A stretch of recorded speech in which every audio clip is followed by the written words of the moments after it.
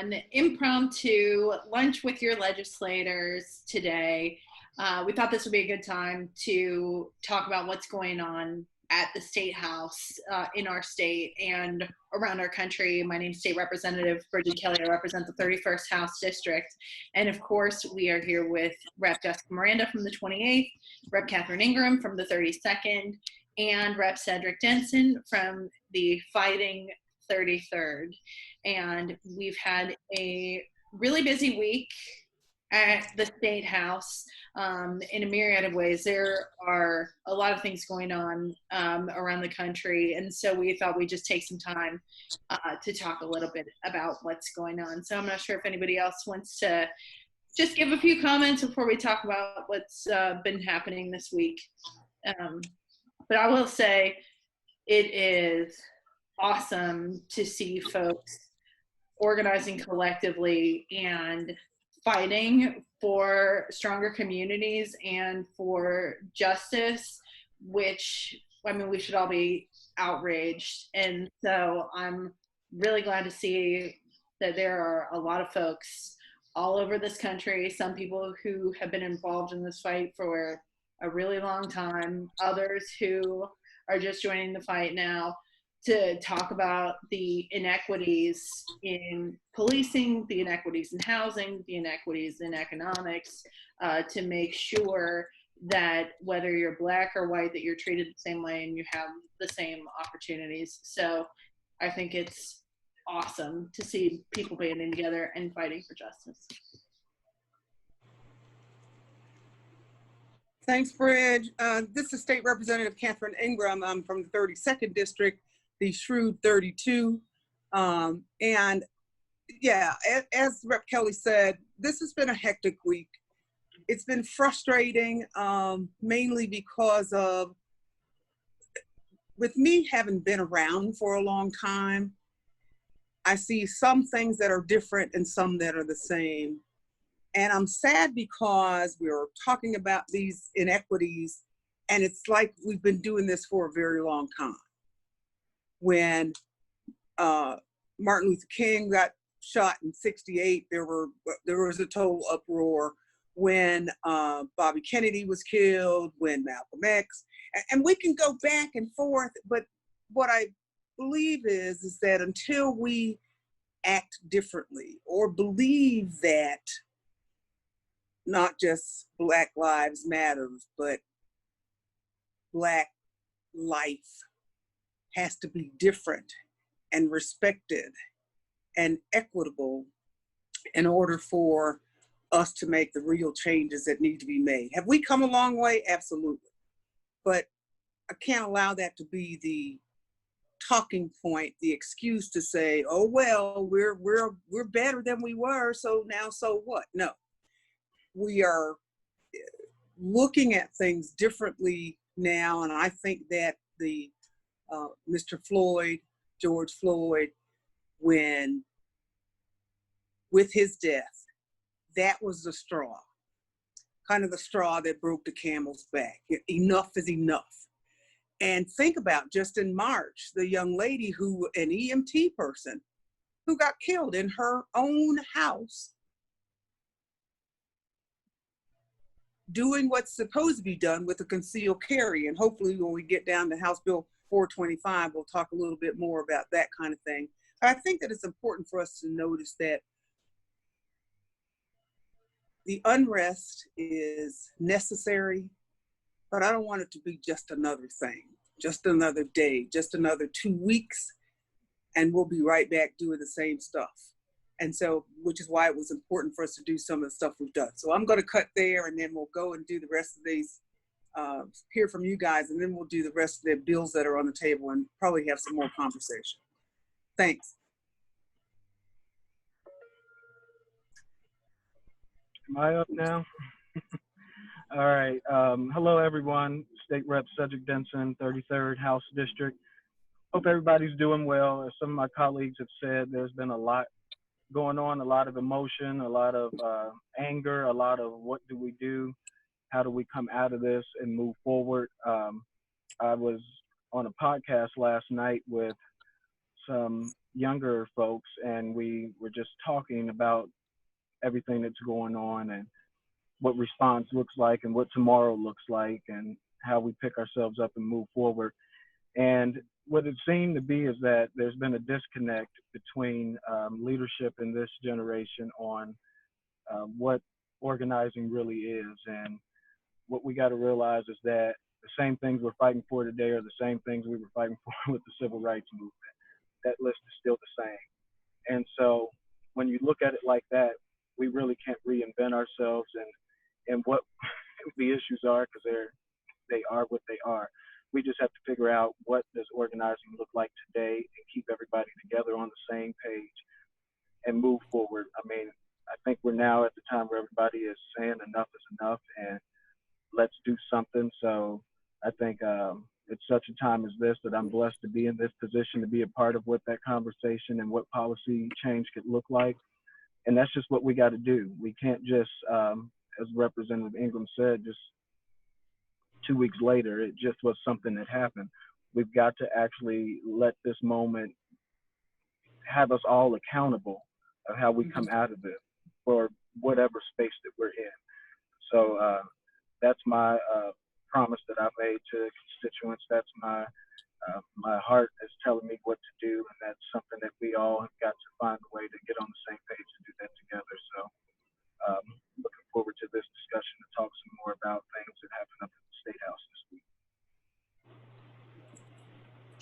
Yes, and I'll quickly just say before we get to talking about all of those bills and all of the vital pieces of legislation moving through the House this week and next, that, you know, not only do I echo all of the sentiments of my three colleagues here today, I echo the hurt, the anguish that is happening in the Black community. I saw one of the protesters' signs. It was a woman standing there with a sign that said, "All moms have been called to action," when George called out for his mama. And as a mom myself, I mean, if that right there doesn't just pull at your heartstrings, I don't know what does. And it is just unfortunate that we're even here talking about this. You know, I'm fed up, I'm angry. This shouldn't be, you know, hundreds and hundreds of years later, we're still talking about making sure Black lives matter and brown lives matter in policy, you know.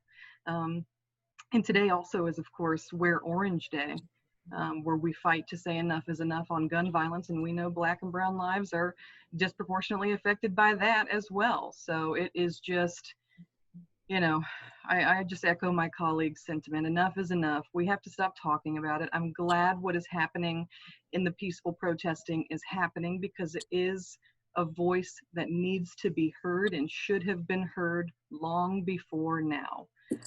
So with that, let's just get into it, talking about all of these bills. So I think the first thing that we're going to talk about today that happened at the State House is about an election bill, House Bill 680, which is relevant all the time, but particularly now. So we have people out protesting and outraged by what's happening and by action or inaction by our elected leaders. And one of the best checks that people have on power is the ballot box. And that is where we can really start to pursue some policies that create more equity over the long term and start to put an end to systems that have failed people for years, decades, and centuries, quite frankly. And so it's outrageous to think that at this time in our lives and at this time in our history, last week, House Bill 680 was introduced. And in the as introduced version, it was going to put an end to voting the weekend before the elections, which we know a lot of folks do, but we also know that a lot of communities of color, a lot of Black churches do souls to the polls. It's a big thing. It's a tradition. It's exciting. We've had leaders on this Zoom who have been there, done that, organized it, and this would have put an end to it. It would have significantly changed the period of time for folks to apply for absentee ballots. It would have continued the chaos that we saw in the primary, it would have prevented the Secretary of State from mailing out absentee ballot applications, which is a practice that's been done by Democrats and Republicans that was already budgeted and authorized by the state of Ohio. So it is outrageous that a bill like this would be introduced, but it is especially outrageous that a bill like this would be introduced at this time. So the bill was introduced last week. It had 2 hearings this week. The first one was a proponent hearing, so folks could come in and talk about why this bill was good, and no one came in to talk about why this was good. Zero proponents, 0 people saying that this was a good idea. So if that doesn't send a message, then thanks to the action of people from all across the state of Ohio, folks got thousands of emails, hundreds of phone calls talking about why this was the wrong direction.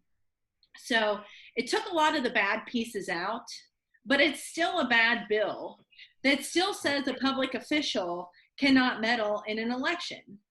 But why is this important? Because any public official could mean the Secretary of State themselves, and the Secretary of State is the chief elections officer in the state of Ohio. So in case of fire, flood, or some sort of other emergency, nobody can take any steps to remedy that, including the Secretary of State. That is a problem. Another problem, the language isn't clear.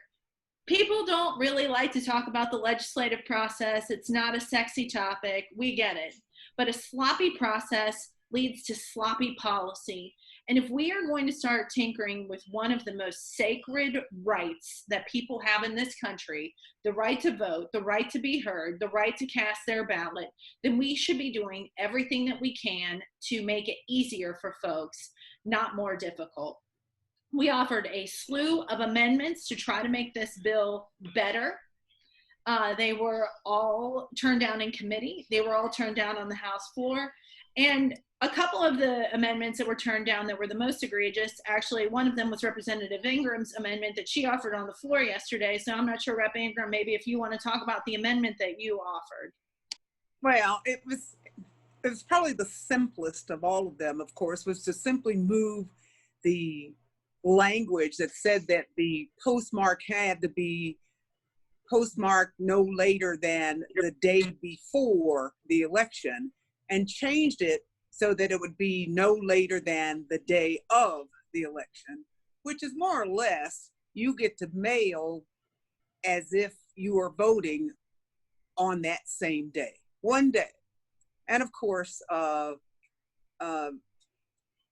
across the aisle, the argument was, well, the post office already loses mail, so if it's one more day, it'll get lost and be even further. It was just ridiculous. So that was just one thing in that bill. But this bill is a creeper, I think, Rep. Kelly. It sounds good until it's put in action, and the consequences of some of those things that have not been spelled out. For instance, they took out of the worst bill, as introduced, that whole 3 days. And then they argued, okay, it's not in there. It doesn't have to be in there because that was up to the Secretary of State. Well, it just said that unless it's spelled out in law, it can't be done. So more than likely, if he even decides, okay, we're going to have early voting for the Saturday, Sunday, and early on Monday, even if they make it Saturday and Sunday, and don't do Monday for the sake of the boards of elections so that they'll have time to get ready for election day. Okay, I get it. But he won't be able to do it because what the bill says is if it's not spelled out, then no elected official, as Rep. Kelly alluded to, will be able to make that change. So he's not going to be able to add Saturday and Sunday voting hours and souls to the polls and anything else unless you want to do the souls to the polls a week early. So it's one of those creeper bills that if you don't read it carefully, then you think, well, it's not that bad. Well, it is that bad. So I would say, sorry, go ahead, Sid. No, it's just, I mean, the whole thing, like she said, it's a creeper, but talk about kicking you while you're down. I mean, it's by design that it was done at this time. And I'm one to believe when we start looking at things like, well, we took this out, you know, unfortunately, some of our colleagues have gotten to the deep politics of this, where I think that that was originally put in so that they then could then take it out just to say, well, see, we made it better. So, I mean, it's just all these games that are being played on top of everything. And while we are actually sitting here trying to come up and legislate a process that comes, that has some policy that actually means something, they're playing a political game. And so when you got us trying to do the work and them playing the game, none of it ever matches up for us to get anything out of it. And that's the sadder part about it. Like I said, talk about kicking us while we're down. Right. All of this that's going on in the world right now needs to translate into us mobilizing people to vote. And at that exact time, when we all know that that's what the outcome of this has to be, you make it harder for us to do that. So come on, how serious are you really? Right. And I think that's a greater message of, you know, President Obama once said, our democracy works the best when we're working together. And that means having checks and balances on every branch of government. And here in Ohio, unfortunately, we don't have that, because every single branch of our government is ruled by one party. And when that happens, we have no say, right? We introduced how many amendments in committee, Rep. Kelly, and how many on the floor yesterday? Like she said, a slew, and none of them even got considered, and were all voted down via party lines. And you can go back and check the rolls, because we have no say, and we have to change this in November. And here they are, operating by their best playbook, trying to meddle in our process of free and fair elections to ensure that we don't, or continually don't, get a say. So it's very disheartening, and you're right, Rep. Denson, we have to mobilize people to get out and vote as much as we can, and unfortunately a bill like this makes that much harder. Well, one of the interesting things too, so the majority offered an omnibus amendment to change this bill. They gave it to us about a half hour before committee. There were folks who'd traveled a long way to come up and talk about why this bill was so problematic.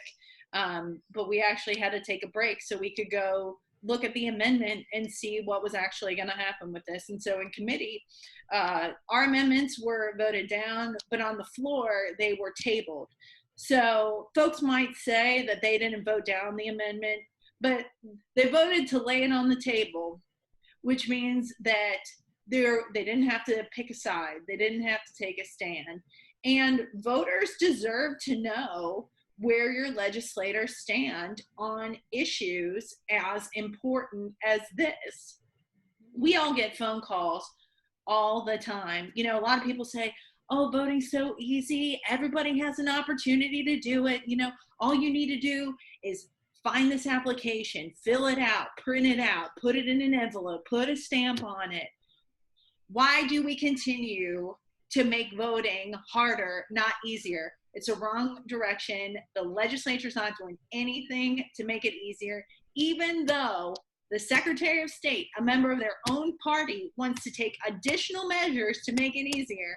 They still refuse to do it. So call your state senator, tell them to keep an eye on House Bill 680, ask them to amend it to help to make it better and to make it easier for people to vote. That is the right direction. Speaking of that, Rep. Kelly, the thing is that even the Secretary of State wants you to be able to go online and make a request to have your ballot sent. There's certain information that you would have to put in. I mean, in this day and time, you would think that, well, that makes sense. It'll make it a lot easier. People don't have to worry about mailing back an application. They can do it online. And they wouldn't even put that in as an amendment to be considered. So that to me just says, here again, it's the creeper. We're trying to make it harder for certain people. We know that the people that won't mail it back are people who don't have transportation, people who don't have the dollars to get to the post office and buy a stamp. And things of that nature that are just mind-boggling, as you said. that, as you all have said, that why at this time are we making it harder to do something that is only fair and everybody's right, which is a right to vote? Shame on us.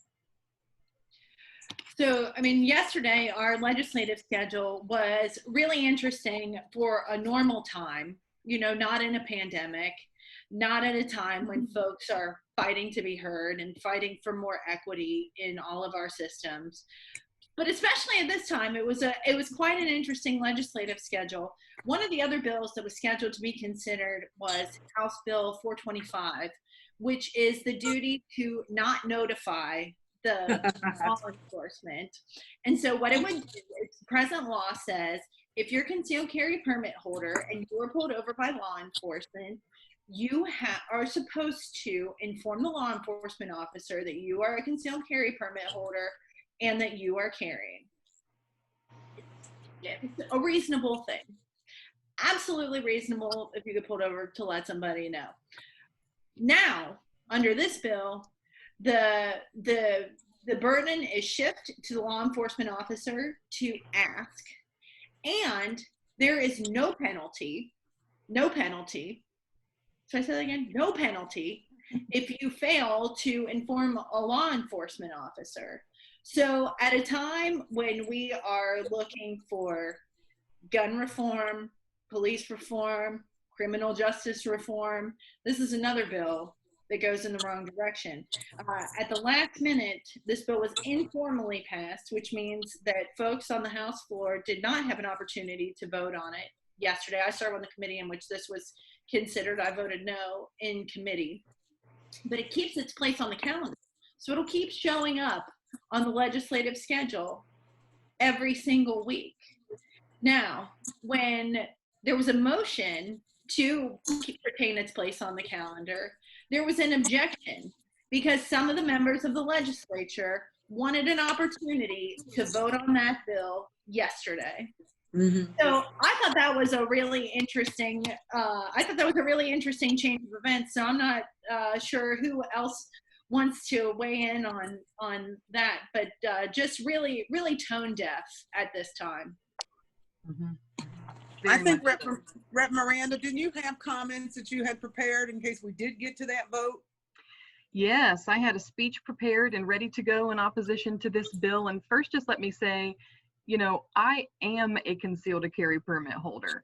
So to be able to stand and speak in opposition on this bill was very important because I am the exact stakeholder that this bill is aiming towards, right? Pun intended. Because we're talking about guns again in the State House during a time of, you know, social unrest, a viral pandemic. We already know the statistics and the data that says Black lives are disproportionately affected by gun laws, and they're trying to, you know, fly directly in the face of why people get their concealed carry permit in the first place. And it is just mind-boggling to me, you know, the insensitivity of that it was even placed on the floor yesterday on the House calendar. And then, like Rep. Kelly said, we voted to keep it on the calendar. And who knows when we're going to be able to have our 2 cents about it on the floor. But it is a really, really dangerous bill. You know, what in the world? I mean, here I am, a concealed carry permit holder. We have rights, and with our rights comes responsibilities. My responsibility to notify a law enforcement officer that I am a concealed carry permit holder and that I may or may not have a gun on me is so insignificant that I have no idea why we're trying to take that away, let alone take away the penalty.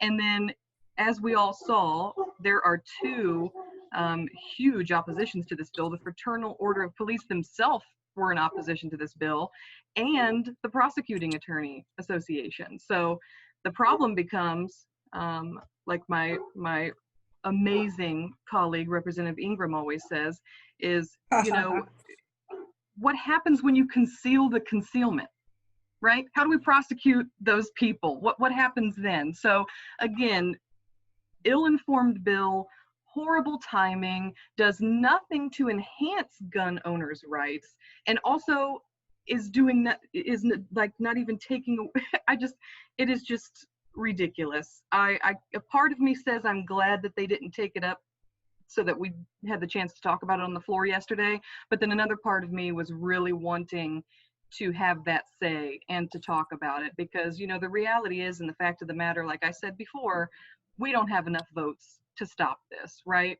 But it should be said that the timing is horrible given what is going on outside and across our nation, and that this bill does nothing to address those disproportionately affected by gun violence, nor the divine opportunity we have as elected officials to take care and make sure that not only children, but all in our community are safe from gun violence. And it's just flies right in the face of people who get their concealed carry permit in the first place and law enforcement. So just, again, a senseless, ridiculous bill. Right. And Brett Miranda, I'm thinking about that. And part of what I want to say is that that particular bill, my son too was an arms dealer before he passed away, and he taught concealed carry classes. And I saw the kind of weapons that those guys could buy and thought nothing of it. And I assure you, they weren't just all handguns. But the difficulty I have with not having to notify that you have a weapon, if indeed they search a car and it shows up, how is that treated? How do you get treated? As a Black male, you may be treated differently than as a white female. If they find your gun and you don't say anything, it's like, okay, well, there's no penalty, so go right along. Next time you better tell us. Whereas that male, if he doesn't do that by rights, who knows what could happen? So the negative side of that too is that we're creating new ways to create the new Wild Wild West. And just like those folks were marching around the State House with their weapons out, this becomes the new norm. Are we kidding ourselves? So anyway, the bad part about it being laid on the bad part about it being passed informally, I want to say that too, is when you say that means it's always above the line, which means that they can put it back on the agenda at any time. That means that they'll pick a time when there's all this other frustrating stuff going on and then try to ease it right through. So that's where we have to be careful. Right. You were going in the direction that I was going, because I think of it as being a Black man getting pulled over for whatever reason, that we keep seeing white men, cops killing Black men for whatever their fear is approaching me. And then my fear is if they're going to kill me. So I've got all this stuff going on in my head, and they've got all this stuff going on in their head. And if I do have that gun in the car, do I even get a chance to tell my story, depending on how that situation went, based off of the line of question? Because again, it's like you said, we are now opening up this Wild Wild West, because maybe he doesn't start off with asking that question because of the nature of how he's approaching me. Well, and so then he's in court while I'm in a casket saying, well, this was going on, and so that wasn't the first thing. You know, it interferes with their line of training and all those sort of things. But again, at the end of the day, for me, it's about, do I even get to say what actually happened? Right. Will I have that opportunity? And 9 times out of 10, the way that we're starting to see things go like this, no. And I think the other interesting thing is, you know, you have folks come in and tell their stories, and you have folks throughout the community who are talking about this and who are talking about the potentially, you know, fatal impact of the changes that could be made. And it just seems to fall on deaf ears. Our job as legislators is to hear from Ohioans and to thoughtfully consider policy to do the most good for the greatest number of people, not to put the most number of people in danger or in harm's way. And so by way of just legislating, it is a poor way to make laws to not hear the impact of what we're considering on folks who live in our state, because the potential outcomes are very real and could be fatal for some folks. And so whether it's this bill, the voting bill, or anything else, it's really frustrating to have folks in elected office for whom facts don't matter, for whom expert testimony doesn't matter. You know, one thing I talk about all the time is facts matter everywhere else except for inside of the state house walls. And that's not how it should be. Right. I think that really needed to be said, Rep. Kelly, and just the sheer fact that we as state representatives, or any other elected official for that matter, work for the people. We are elected to work for you. And when we don't listen to those stakeholders, what in the world are we doing enacting legislation that disproportionately affects them, you know? I'm not on the federalism committee, thank goodness. So thank you for your service on that committee, Rep. Kelly. But I don't even know and didn't hear from any concealed carry permit holders in my district. None of the great 28 constituents reached out to me and said that they wanted this. And part of what I was going to say in my speech on the floor yesterday is, I don't want this. Why in the world would I want this as a concealed carry permit holder? I want the law enforcement officer to know that whenever I come into interaction with them, yes, I have this permit. Yes, I have a weapon on me. No, I don't have a weapon on me. So that you can go ahead and get that out of the way and get on with whatever the interaction is going to be between you and law enforcement, so that it causes no additional stress or worry for your life, right? Just like Rep. Denson said, and it is such a shame that folks are terrified of that interaction, and then this would just put another layer of the unknown, you know, a measure that is just unnecessary. Why in the world would we want to do this? So also on the calendar yesterday, because we got a little bit of a late start today, since this is a new format for us, but you know, we just felt like there's so much happening right now that needs to be discussed and needs to be, you know, on Front Street, and some really hard issues to talk about, and some issues that are really important that folks are hoping everyone else is too busy to pay attention to. So one of the other things that was on the floor yesterday was Senate Bill 310, which would provide for dispensing funds to municipalities from the federal government. And so we did add some amendments to that on the House floor, as well as some capital reappropriations, which is money for projects that have already been happening across the state. So Rep. Ingram, I'm not sure if you and Rep. Denson want to talk a little bit about the amendments and sort of what we're going to do going forward. I think it's important to note that, can you hear me? That the amendments are actually benefiting Hamilton County and City of Cincinnati. There are some that I have a little concern with, but I think the important one was the ability to furlough employees from the county, which is important to be able to do, to not lay people off. They extended the time for 60 days. And then that way you don't have to lay people off. They can still collect unemployment, but they have their health care that's in place. They're just not getting paid.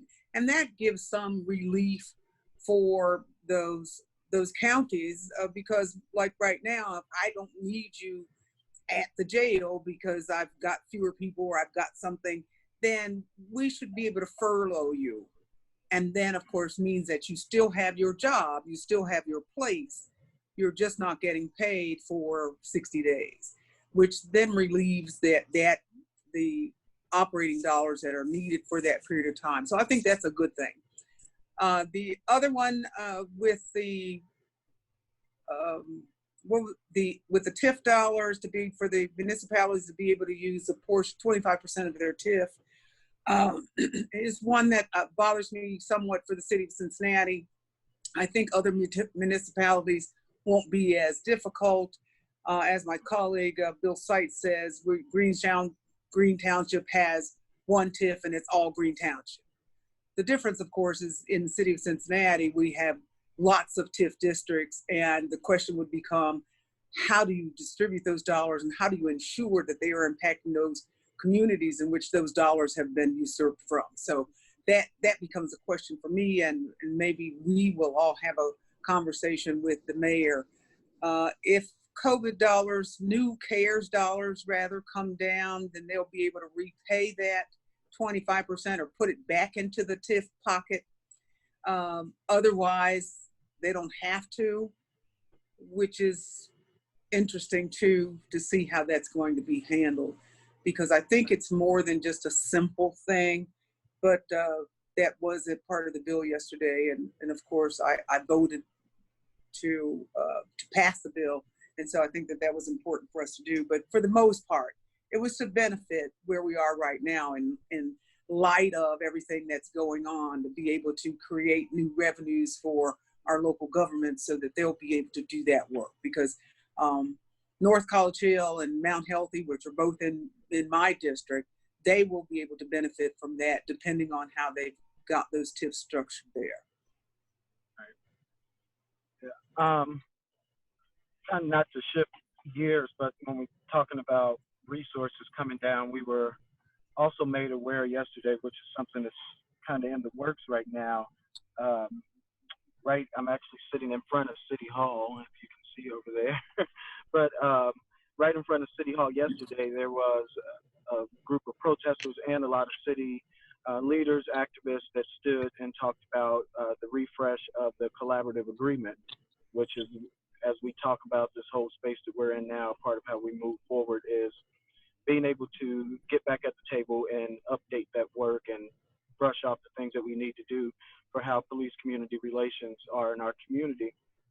There were actually some dollars allocated to police community relations under the previous administration that could be transferred over. So we were made aware of that yesterday. So in addition to some of those resources that come down to do some of the essential things we need to do, we're trying to get some of those funds to come down this way to be able to work on that work now as a response to how we step up as a county to actually help move all of this forward for how everybody's feeling. So it's 2.2 million, I believe. I know it's at least 2 million. I think it's 2.2 in the fund. So we're working now and hoping that the governor will see this as an opportunity to get some relief to folks in different parts of the state that are doing the work. The good thing is that we started ours back in 2001.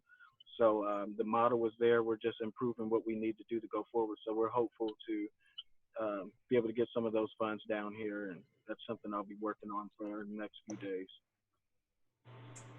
Good. Well, originally today was supposed to be a town hall with Equality Ohio because June is Pride Month. So you can look for that coming sometime in the next couple weeks. We are going to be a little loose with our scheduling over the next few Fridays, just because of how much things continue to change and because of how many important issues there are. So I think we'll just send it around for one more round of comments. And again, appreciate folks tuning in and staying engaged. Do not let people off the hook. Do not let folks pass bad laws because you are too busy trying to avoid a global pandemic and protest and make the world a better place, because folks will use this as an opportunity to move the state in the wrong direction and to do you wrong, and that's not right. And to everybody that continues to work for good, thank you.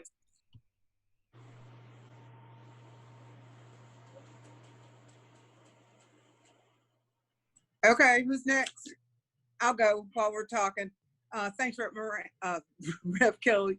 I think that the important piece of where we are right now is that we have got to stay the course. And it's very interesting because people, they don't call us sometimes because it's like, well, you guys are in the minority. There's nothing you can do.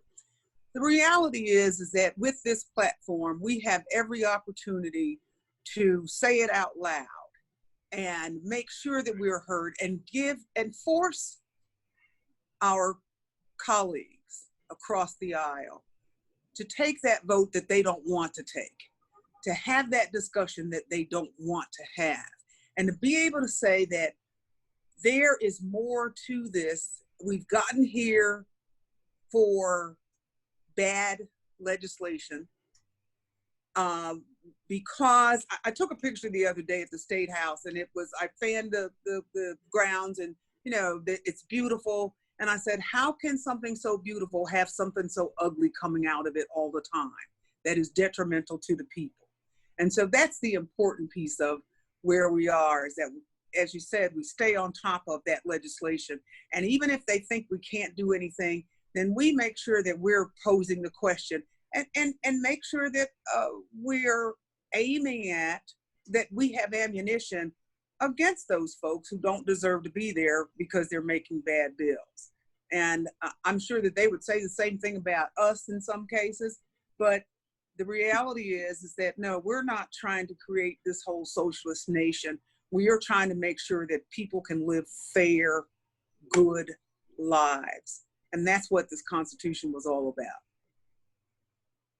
And just to piggyback on that, have your right to a free and fair election. I mean, that is, above everything else, the most important piece of legislation that was on the floor yesterday, and still cannot believe as I woke up this morning that it happened and it passed the floor. So like Rep. Ingram said, please continue to reach out to us and the other elected state reps, of course your state senator regarding House Bill 680 and others.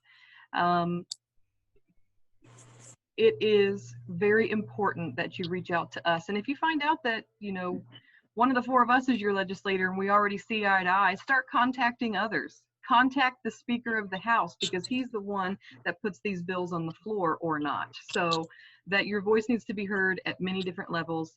Keep reaching out. If you are out protesting, I support you. Stay hydrated, stay safe, stay peaceful. We need to hear that message. It needs to last. That way we're not here again in a few months or a year or two and still talking about the need for sensible policies that affect all Ohioans. Right. I think this is a time now to keep us accountable.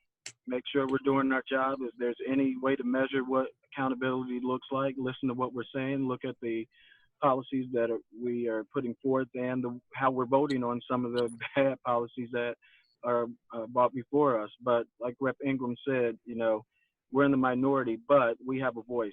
Right. And we are elected. We're there. We need to speak up and say something. Martin Luther King didn't have everything he needed, but he spoke up and said something and people heard it. So he had a dream and we still haven't seen that dream come to pass. So let our accountability be to be in position for us to do what we can do to make that happen. So I think that's just where we are. Again, I support everybody out doing what they're doing, and we'll just keep continuing the fight. Thanks so much. Hey, you guys, can I read my PSA for my census PSA? Absolutely. It'll only take 40 seconds. I'll do the whole thing. Hello, I'm Representative Catherine Ingram from Ohio's greatest district in the 32nd. No, it doesn't say that. But I'm here to let you know that the census is still happening with all this other stuff going on. Participating in this year's census is incredibly important in creating fair congressional districts, as well as determining how much funding and local communities receive for important issues such as education, healthcare, and road construction.